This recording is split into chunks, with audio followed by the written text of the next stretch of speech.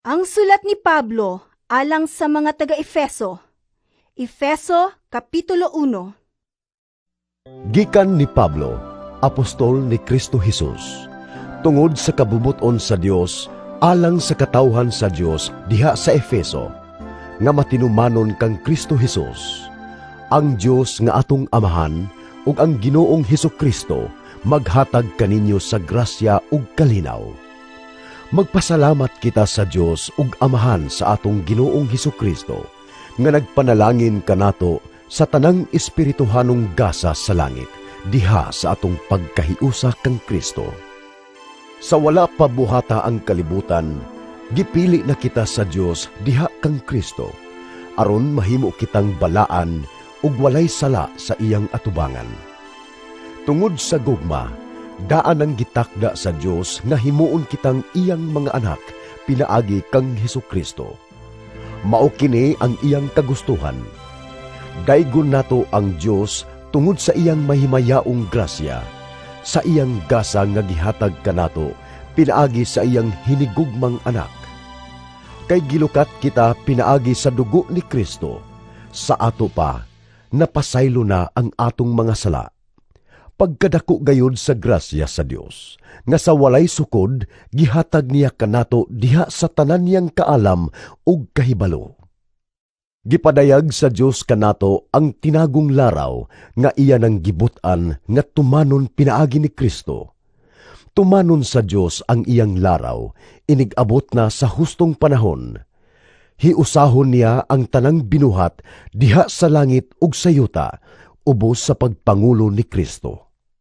Ang tanang butang gibuhat sumala sa laraw ug pagbuot sa Dios, ug diha kang Kristo gipili kami sa Dios aron mahimong iyang katawhan, sumala sa iyang tuyo sukad pa sa sinugdan. Ug maoy pagbuot sa Dios nga kami, nga maoy unang nagsalig kang Kristo, magdayeg sa iyang himaya. Ug mausab kini ang midangat kaninyo, sa pagkadungog ninyo sa matuod nga mensahe sa maayong balita, nga naghatag kaninyong kaluwasan, mituo kamo kang Kristo. Busa, gipatikan kamo sa Dios pinaagi sa paghatag kaninyo sa Espiritu Santo nga iyang gisaad. Timaan nga kamo, iya na. Ang Espiritu mao ang pasalig nga madawat gayud nato ang gisaad sa Dios, hangtod nga madawat nato ang hingpit nga kagawasan. Daygunta ang iyang himaya.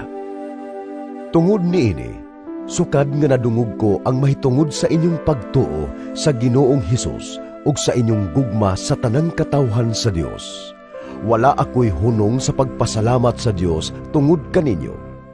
Gihinumduman ko kamo sa akong mga pag-ampo, ug naghangyo ako sa Dios sa atong Ginoong Hesukristo, ang gamhanang Amahan, nga hatagan unta kamog kaalam ug pagsabot sa mga gipadayag, aron kamo hingpit nga makaila kaniya. Naghangyo usab ako nga malamdagan unta ang inyong salabutan, aron masayod kamo unsa ang paglaom nga alang niini. Gitawag kamo ug aron masayran ninyo ang kadagaya sa mga panalangin nga gisaad niya sa iyang balaang katawhan. Giampo ko usab nga masayran ninyo ang kadako sa iyang gahom, nga aniya kanato nga nagtuo kaniya. Kining gahuma nga aniya kanato mao ang iyang gigamit sa pagbanhaw ug pagpalingkod kang Kristo sa iyang tuo didto sa langit. Didto naghari si Kristo labaw sa tanang mga hari ug sa mga anaa sa gahom ug sa mga namunuan, ingon man sa mga pangulo. Labaw gayud siya sa tanan, dili lamang niining panahona, kundili sa umaabot usab. Gibutang sa Dios ang tanan ubos sa pagmando ni Kristo, ug alang sa iglesia gihimo siyang pangulo nga labaw sa tanan. Ang iglesia mao ang lawas ni Kristo, ang kahingpitan niya nga mao ang naghingpit sa tanang butang. Efeso Kapitulo 2. Kaniadto, patay kamo tungod sa inyong pagkadautan ug pagkamakasasala. Gisunod ninyo ang daotang pagkinabuhi sa kalibutan, ug ang pangulo sa mga kagamhanan diha sa kawanangan, ang Espiritu nga mao'y nagmando sa mga tao nga misupil sa Dios. Kaniadto kitang tanan sama kanila, nagkinabuhi sumala sa tawhanong kailibgon ug sa mga pangandoy sa atong lawas ug hunahuna. Busa tungod sa atong tawhanong kinaiya, gikaligut-gutan kita sa Dios sama sa tanang katawhan. Apan dako kaayo ang kaluoy ug gugma sa Dios alang kanato. Bisan gani nga kaniadto, patay na kita sa espiritu tungod sa atong pagkadautan. Gibanhaw kita niya uban kang Kristo. Naluwas kamo tungod sa grasya sa Dios. Gibanhaw kita niya uban kang Kristo, aron maghari uban kaniya didto sa kalangitan. Gibuhat kini sa Dios aron sa umaabot nga mga panahon, ipakita niya ang naghingapin niyang grasya diha sa kaayo nga iyang gipakita kanato pinaagi kang Kristo Jesus.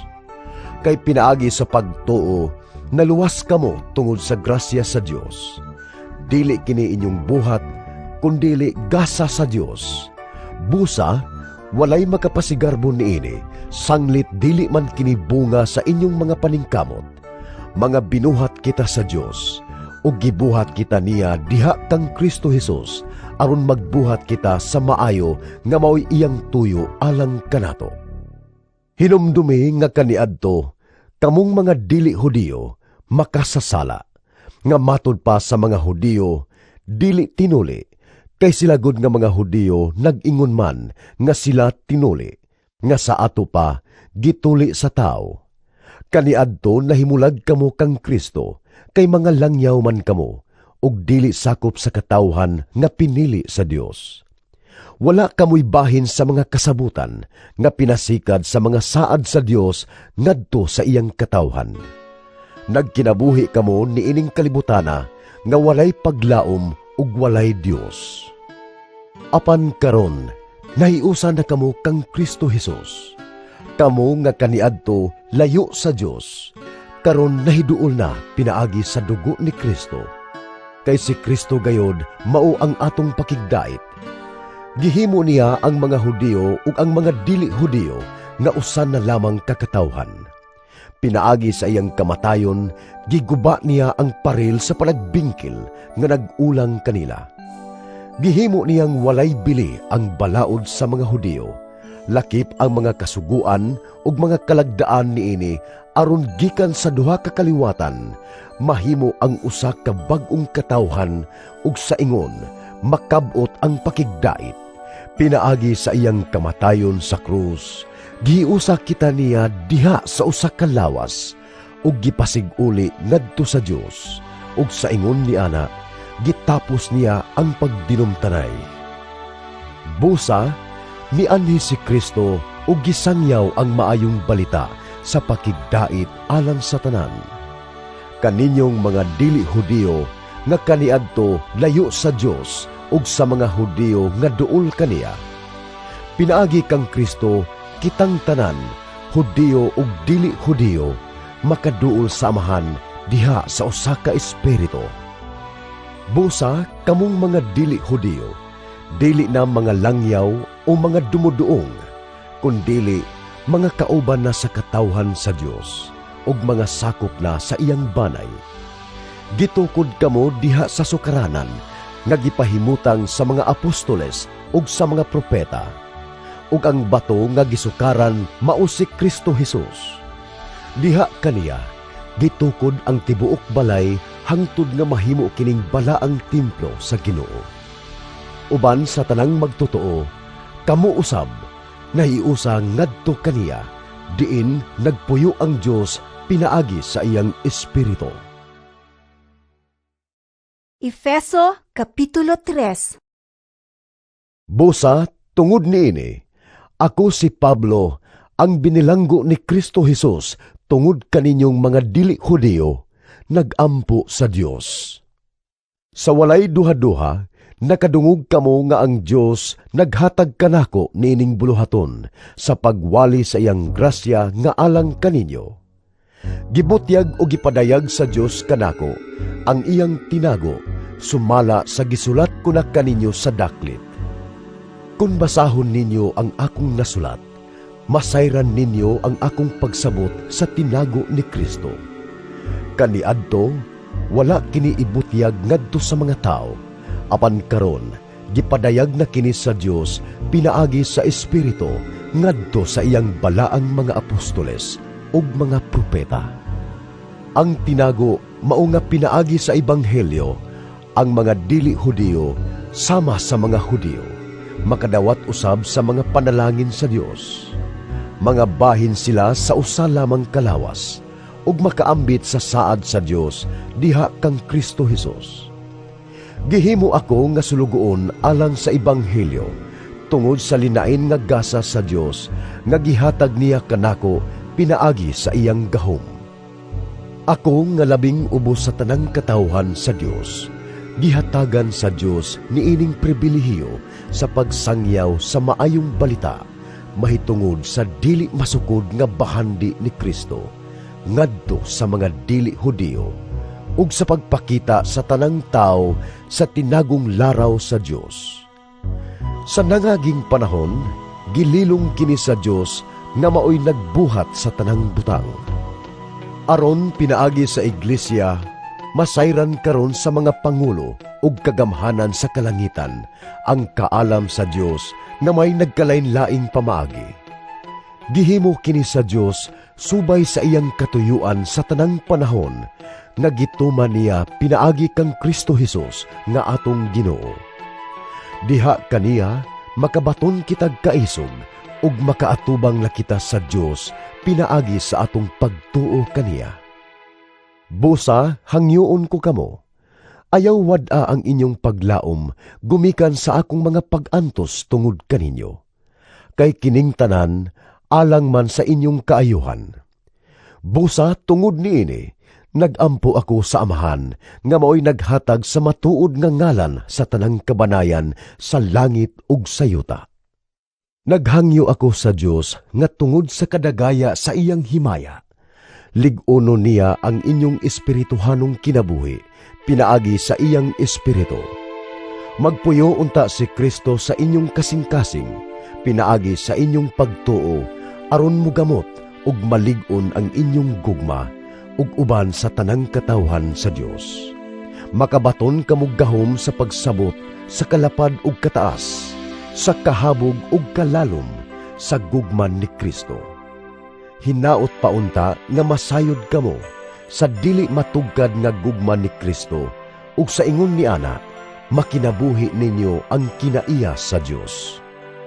Daygunta ang Dios kansang gahom ania kanato ug maoy makahatag og labaw pa kaysa atong pangayoon o huna-hunaon. Daygunta siya diha sa iglesia ug diha kang Kristo Hesus ngadto sa tanang kaliwatan hangtod sa kahangturan. Amen. Efeso Kapitulo 4. Busa, ako nga binilanggo tungod kay nag-alagad sa Ginoo, mag-awhag kaninyo sa pagkinabuhi nga takos gayod, ingon nga mga tinawag sa Dios. Pag mapaubsanon kamo, pag maaghop ug pag mapailubon kanunay, ipakita ang inyong gugma sa usag-usa pinaagi sa pagtinabangay. Paningkamuti aron mutunhay ang inyong panaghiusa nga hinatag sa espiritu diha sa panagdait nga nagbugkos kaninyo.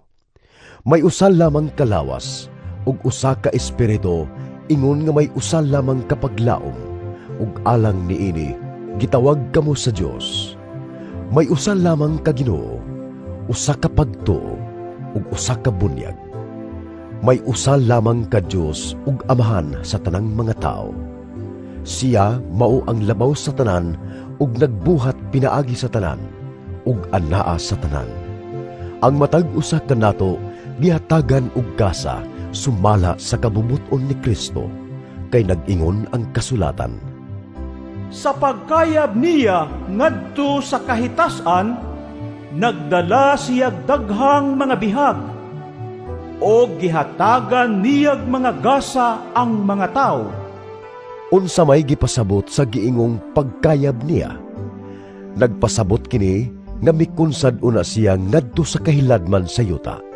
Busa siya nga mikunsad maura usab ang mikayab saylo pa sa kalangitan, aron lukpon niya ang tibuok kabuhatan sa iyang presensya. Ang mga gasa niya mao nga ang uban iyang gihimong mga apostoles, ang uban mga propeta, ang uban mga tigsangyaw sa maayong balita, ang uban mga pastor ug mga magtutudlo. Gihimo niya kini aron sa pag-andam sa tibuok katawhan sa Dios, alang sa buluhaton sa Kristohanong pag-alagad, aron motubo ang lawas ni Kristo hangtod magkahiusa kitang tanan diha sa pagtuo ug sa atong kahibalo mahitungod sa anak sa Dios. Unya mahingkod kita sama sa kahingkod ni Kristo. Dili na unya kita sama sa mga bata nga maanod-anod sa mga balon ug mapadpad ngadto nganhi sa nagbalibali nga hangin sa pagtulunan sa malimbungong mga tao nga magpasalaag sa uban pinaagi sa mga tanghaga nga ilang binuhat. Kinahanglan hinuong mutubo kita sa tanang paagi ngadto kang Kristo nga mao ang ulo pinaagi sa pagsulti sa kamatuoran uban ang gugma. Diha kang Kristo magkahaom ang tanang mga bahin sa lawas ug magkadugtong ang tibuok lawas pinaagi sa tagsa-tagsa kalutahan nini. Busa kun mulihok ang tagsa-tagsa kabahin sumala sa katungdanan nini, ang tibuok lawas mutubo ug mulig-on sa iyang kaugalingon pinaagi sa gugma. Busa sa ngalan sa Ginoo, awhagon ko kamo nga dili magkinabuhi sama sa mga dili magtotoo, kansang mga huna-huna walay hinungdan ug kansang kaisipan anaa sa kangitngit. Nahimulag sila sa kinabuhi nga gihatag sa Dios, kay wala man sila mahibalon niini tungod kay wala man sila mamati. Nawad-an na sila sa kaulaw, nagpatuyang na lang sila sa bisyo ug nagbuhat sa tanang kalawayan, apan dili kini mao ang inyong nakatunan kang Kristo. Sa walay duha-duha, nakadungog kamo mahitungod kaniya, ug gitudluan diha sa iyang mga pagtulunan, kay ang kamatuoran anaaman ni Hesus. Busa, hukasan ninyo ang daang pagkatao, nga mao'y hinungdan sa inyong daotang kinabuhi kaniadto. Ang maong kinabuhi, nag-anam kangilad tungod sa malimbungong mga kailibgon niini. Kinahanglang bag-uhon gayud ninyo ang inyong mga kasing-kasing ug hunahuna. Isulob ninyo ang bag-ong pagkatao nga gibuhat sa Dios sama sa iyang dagway nga makita diha sa matuod nga kinabuhing matarong ug balaan. Busa, ayaw na kamo pamakak. Isulti ninyo ang tinuod ngadto sa inyong isikataw kay kitang tanan bahin man sa lawas ni Kristo. Kung masuko kamo, bantayi nga dili kamo makasala ug ayaw palungtara ang inyong kasuko sa tibuok adlaw. Ayaw hatagig higayon ang yawa. Ang kawatan kinahanglan dili na mangawat, kundili magtrabaho na, manginabuhi sa matarong nga paagi aron makatabang usab sa mga kabus. Ayaw kamo paggamit og daotang mga pulong, kundili ang makatabang lamang ug makaayo sa mamati kaninyo. Ug ayaw ninyo pasub-a ang Espiritu Santo sa Dios, kay ang Espiritu mao ang patik sa Dios diha kaninyo alang unya sa adlaw nga luwason kamo sa Dios. Biyain ninyo ang tanang kayugot, kapungot ug kasuko. Ayaw na kamo pagsiningkahay ug pag-ininsultuhay. Hikalimti ang bisan unsang kaligotgot, pagkaloy-anay hinuon kamo, ug pagbaton sa malumong kasing-kasing alang sa usag-usa, ug pagpinasayloay kamo, ingon nga gipasaylo kamo sa Dios diha kang Kristo. Efeso Kapitulo 5. Sanglit kamo minahalman nga mga anak sa Dios, paningkamot gayud kamo nga mahisama kaniya. Magkinabuhi kamo diha sa gugma, sama nga gihigugma kita ni Kristo, o gitugyan ang iyang kinabuhi alang kanato, sama sa mahumot nga halad sinunog nga makapahimuot sa Dios. Sanglit kamo katawhan man sa Dios, dili maayong igdungog nga dunay salawayong pagpakighilawas o kahugawan o kahakog diha kaninyo. Ayaw kamo paggamit sa mga pulong nga malaway, binuang o mahugawng tiaw. Angay hinuon kamong magpasalamat sa Dios. Timan ikini, walay tao nga salawayon, laway o hakog.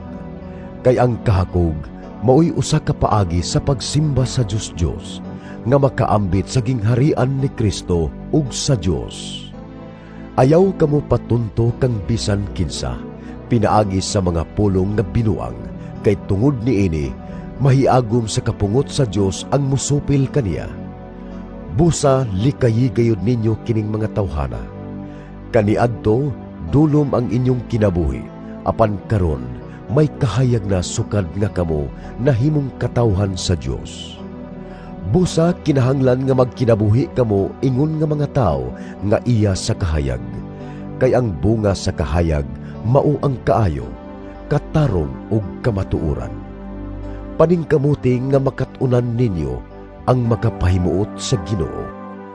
Ayaw kamo pag-apil-apil sa mga daotang buhat nga iya sa kangitngit.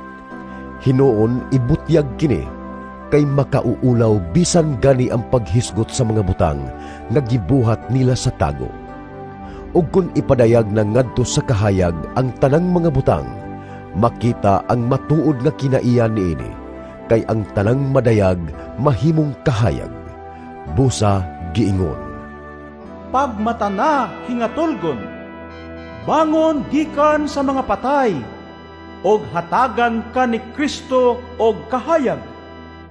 busa pagmatngon kamo pag-ayo sa inyong pagkinabuhi. Ayaw kamo pagkinabuhi sama sa mga walay alamag, kundili sama sa mga maalam. Ayuha paggamit ang inyong panahon, kay dautan kining mga adlawa. Busa ayaw kamo pagpakabuang. Paningkamuti hinuon nga masabtan ninyo ang kabubuton sa Ginoo. Ayaw kamo paghubog-hubog, kay makadaot lamang kini kaninyo. Tinguhaa hinuon ninyo nga mapuno kamo sa Espiritu. Ug sa inyong pagsultianay, gamitan ninyo ang mga salmo, mga himno ug mga balaang awit. Awiti ug daygan ninyo ang Ginoo sa kinasing-kasing gayod. Sa ngalan sa atong Ginoong Hesukristo, pasalamatin ninyo kanunay ang Dios nga Amahan tungod sa tanang butang. Tungod kang Kristo, pagtinahuray kamo. Mga asawa, tahura ug sundan ninyo ang inyong bana, sama nga nagtahod ug nagsunod kamo sa Ginoo. Kay ang bana mao ang ulo sa iyang asawa. Ingon nga si Kristo maoy ulo sa iglesia, ug si Kristo mismo mao ang manluluwas sa iglesia, nga mao ang iyang lawas. Busa kinahanglan mutahod ug musunod ang mga asawa sa ilang bana. Ingon nga ang iglesia nagtahod ug nagsunod kang Kristo. Mga bana, higugmaa ang inyong asawa, ingon nga gihigugma ni Kristo ang iglesia, ug gitugyan ang iyang kinabuhi alang niini. Gihimo niya kini aron sa paghalad sa iglesia ngadto sa Dios, human niya kini hugasi sa tubig uban sa pulong. Sa ingon niini, ikatugyan niya ang iglesia alang kaniya mismo diha sa bug-os niyang kaanyag. Putli ug walay ikasaway, walay buling, ug kunot, ubisan unsang apan. Kinahanglan nga ang mga bana mahigugma sa ilang asawa, ingon nga nahigugma sila sa ilang kaugalingong lawas. Ang bana nga nahigugma sa iyang asawa, nahigugma sa iyang kaugalingon. Walay tao nga nasilag sa kaugalingon niyang lawas.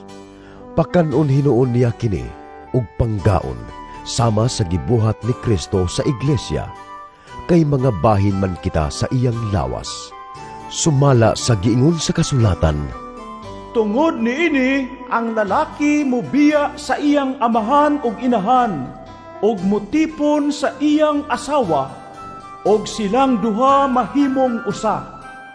may dakong kahulugan kining bahina sa kasulatan, ug sa akong huna-huna, nagpasabot kini kang Kristo ug sa iglesia. Apan alang usab kini kaninyo. Kinahanglan ang bana mahigugma sa iyang asawa sama sa iyang kaugalingon, ug ang asawa usab kinahanglang magtahod sa iyang bana. Efeso Kapitulo 6. Mga anak, sanglit mga Kristohanon man kamo. Sundan ninyo ang inyong mga ginikanan, kay mao kini ang husto. Ang unang sugo nga dunay saad, mao kini. Tahura ang imong amahan ug inahan, Og kini ang saad. aron ka mabulahan ug mataas ang imong kinabuhi dinhi sa kalibutan. Mga ginikanan, ayaw pasok-a ang inyong mga anak. Hinoon, amumaha sila sa Kristohanong disiplina ug maayong pagtulunan. Kamong mga ulipon, pagmasinugtanon kamo sa inyong mga agalon, ug tahura sila. Buhata kini sa kinasingkasing gayod, sama ra nga si Kristo mao'y inyong gialagaran. Himoa kini dili lamang kung magtanaw sila kaninyo aron daygon kamo nila, kundili buhata ang kabubuton sa Dios sa kinasingkasing gayod ingon nga mga ulipon ni Kristo. Busa tumanang nga malipayon ang inyong buhat, sama nga ang Ginoo mao'y inyong gialagaran ug dili ang mga tao lamang. Hinumdumi nga gantihan sa Ginoo ang magbuhat og maayo, ulipon man siya o dili. Kamong mga agalon, buhata usab ninyo kini sa inyong mga ulipon, ug ayaw na kamo panghulga kanila. Hinumdumi nga kamo ug sila pulos ulipon sa Ginoo, ug wala siya'y pinalabi. Sa katapusan, lig-una ang inyong kaugalingon diha sa pagpakighiusa sa Ginoo, pinaagi sa iyang dakong gahom. Isulob ninyo ang tanang kahimanan sa gubat nga gihatag sa Dios kaninyo, aron makasukol kamo batok sa mga pagpanglimbong sa yawa. Kay wala kita makig-away batok sa dugo ug unod, kundili batok sa mga daotang espirituhanong gahom diha sa kalangitan, sa mga pangulo, sa mga anaa sa gahom, ug sa mga daotang gahom nga nagmando nining kalibutan sa kangitngit. Busad dada ang tanang kahimanan sa gubat nga gikan sa Dios, ug inigabot unya sa daotang adlaw, makasukol kamo sa inyong kaaway sa walay pagsibog o pag-undang hangtod sa katapusan. Busa pangandam kamo, gamita ang kamatuuran ingon nga bakos, ang pagkamatarong ingon nga salipod sa inyong dughan, ug ang kadasig sa pagsangyaw sa maayong balita, sa pakigdait ingon nga inyong sapatos. Dad-a kanunay ang inyong taming, nga mao ang inyong pagtuo, kay pinaagi ni ini, makapalong kamo sa tanang nagsiga nga ipana kaninyo sa yawa. Ug ikalo ninyo ang kaluwasan, ingon nga panalipod sa ulo, ug gamita ang pulong sa Dios nga gihatag kaninyo sa espiritu, ingon nga espada. Buhata kining tanan diha sa pag-ampo, ug pangayo kamo kanunay pinaagi sa espiritu. Tungod niini, pagbantay kamo ug lahutay gayod, pag-ampo kanunay alang sa tibuok balaang katawhan sa Dios, ug alang usab kanako, aron ang Dios maghatag kanakog mensahe sa akong pagwali, ug aron sa walay ko kahadlok, makasulti ako sa tinago sa maayong balita. Tungod niini, nahimo akong pinadala bisan aniya ako karon sa bilangguan. Busa, pag-ampo kamo nga magmaisog ako sa pagwali niini, kay gikinahanglan gayud kini. Si Tikiko, minahal nga igsuon ug buutang sulugoon sa buluhaton sa Ginoo. Maoy magbalita kaninyo sa tanan gayod, mahitungod kanako aron masayod kamo sa akong kahimtang. Gipadala ko siya nganha kaninyo, aron balitaan kamo mahitungod kanamong tanan diri, ug sa ingon madasig kamo. Ang Dios nga Amahan ug ang Ginoong Hesukristo maghatag sa kalinaw ug gugma uban sa pagtuo ngadto sa tanang kaigsunan. Ang grasya sa Dios maanaa sa tanan nga nahigugma sa atong Ginoong Hesukristo sa gugma nga walay paglubad.